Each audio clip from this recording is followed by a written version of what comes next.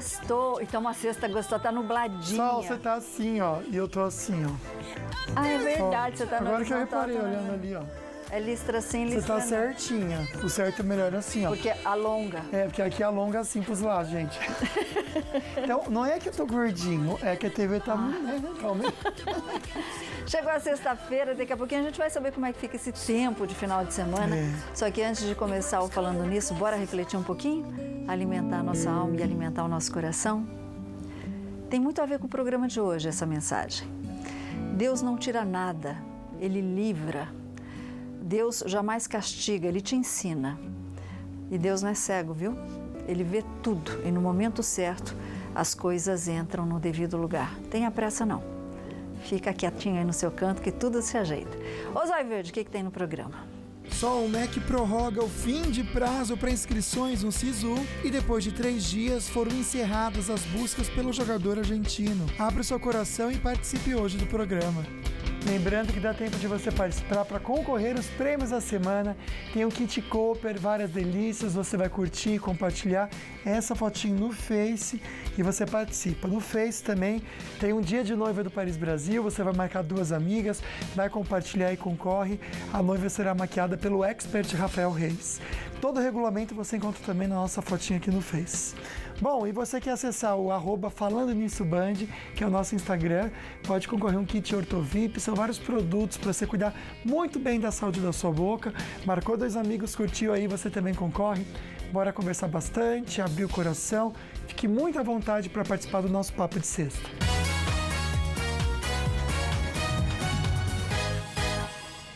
Os números são sérios e você não precisa se identificar.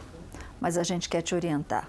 O Ministério dos Direitos Humanos divulgou um balanço do Ligue 180, Luquinha, Central de Atendimento à Mulher, com os dados referentes ao período de janeiro a julho de 2018. E os relatos de violência chegaram a, espasme você, eu quando vi esse número fiquei assustado, Sol, 79.661 casos. E de 79.000, 63 foram classificados como violência doméstica. Como o Lucas disse, são dados alarmantes. Agora, como é que você procura ajuda no caso de violência? E quando a gente fala em violência, é só física.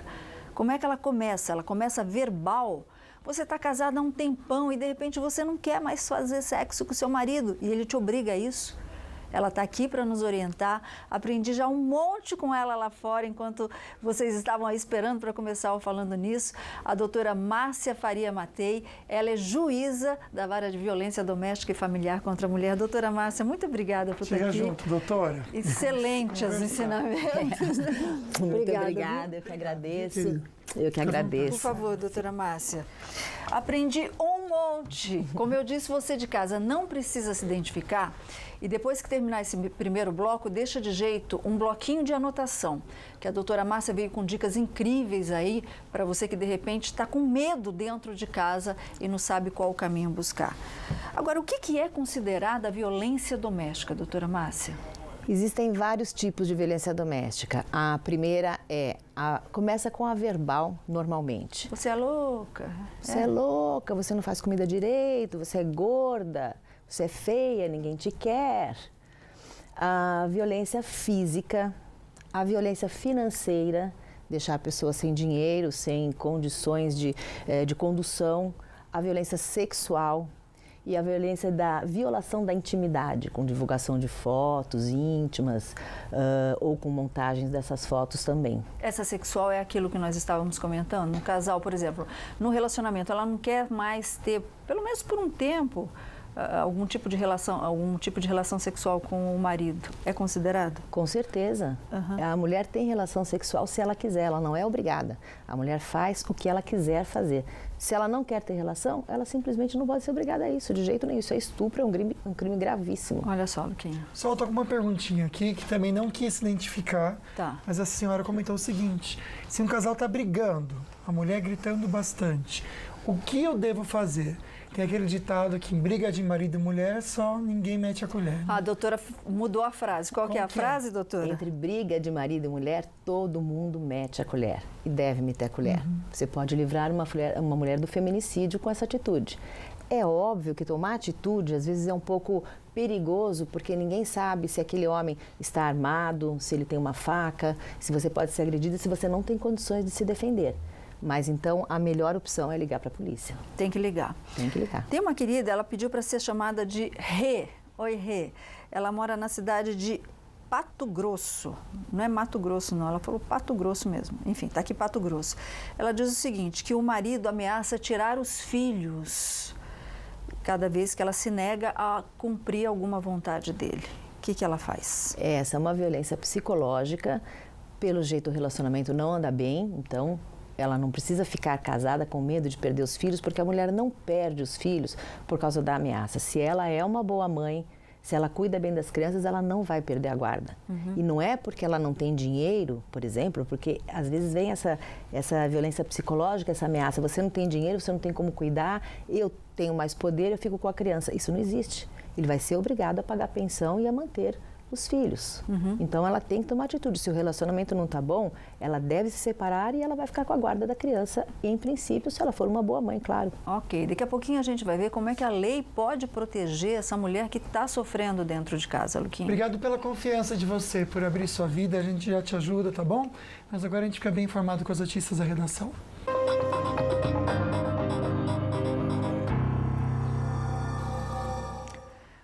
O ex-presidente da OAS, Léo Pinheiro, fechou um acordo de delação premiada com a Procuradoria-Geral da República. Os depoimentos atingem o ex-presidente Lula e o ex-prefeito do Rio de Janeiro, Eduardo Paes, entre outros políticos. Nós vamos aos detalhes agora com a nossa linda repórter. Eu não vi você hoje ainda direito, Daniela Lopes, que está na redação do Falando Nisso. Boa tarde, Dani. Muito boa tarde, Solange. Estou aqui. Boa tarde, Lucas, e a todos que acompanham a gente aqui no Falando Nisso. Olha só, a delação, na delação, o empreiteiro Léo Pinheiro disse que operações ilícitas com pelo menos 14 políticos de diversos partidos foram descritas por ele, viu? A gente acompanha agora todos os detalhes na reportagem de Sérgio Gabriel. Depois de uma negociação que levou mais de 2 anos, Léo Pinheiro assinou o acordo com a PGR. Na delação, o empreiteiro relata operações ilícitas com ao menos 14 políticos de diversos partidos, entre eles PT, PSDB, MDB, DEM e PP. Ele falou também sobre o envolvimento de instituições financeiras na lavagem de dinheiro para políticos. Pinheiro detalhou o pagamento de propina ao ex-presidente Lula por meio das reformas do sítio de Atibaia e do triplex no Guarujá, processo em que o petista foi condenado e preso no ano passado. A defesa de Lula diz que as versões apresentadas por Léo Pinheiro são mentirosas e, por isso, nunca foram acompanhadas de provas. O executivo também afirmou ter repassado dinheiro via Caixa 2 para a campanha de Eduardo Paes, à Prefeitura do Rio, em 2012. A defesa de Paes afirmou que as doações da empreiteira foram declaradas. O acordo de delação premiada de Léo Pinheiro, que está preso em Curitiba, foi assinado no início do mês na Procuradoria-Geral da República. Agora precisa ser homologado pelo Supremo Tribunal Federal. Relator da Lava Jato, o ministro Edson Fachin só deve analisar o acordo na volta do recesso do Judiciário, em fevereiro. O ex-presidente Lula também é o principal alvo da delação fechada pelo ex-ministro Antônio Palocci com o Ministério Público Federal. Em depoimento à Polícia Federal, um motorista que trabalhou para Palocci confirmou os relatos do ex-ministro, que cumpre prisão domiciliar em regime semiaberto. E a Justiça determinou hoje pela manhã a prisão de Beto Richa, ex-governador do Paraná. A gente está vendo aí. Beto Richa foi preso por volta das 7 horas da manhã em casa. A informação foi confirmada pela Assessoria de Comunicação da Justiça Federal. O ex-governador é investigado pelos crimes de corrupção, lavagem de dinheiro e associação criminosa. Beto Richa é acusado de ter recebido recursos da Odebrecht, nada mais, nada menos do que R$2,5 milhões para sua campanha à reeleição no ano de 2014. Agora, Dani, o Ministério Público de Goiás ofereceu mais 2 denúncias contra João de Deus. Agora, além dele, um dos filhos também é acusado, Dani.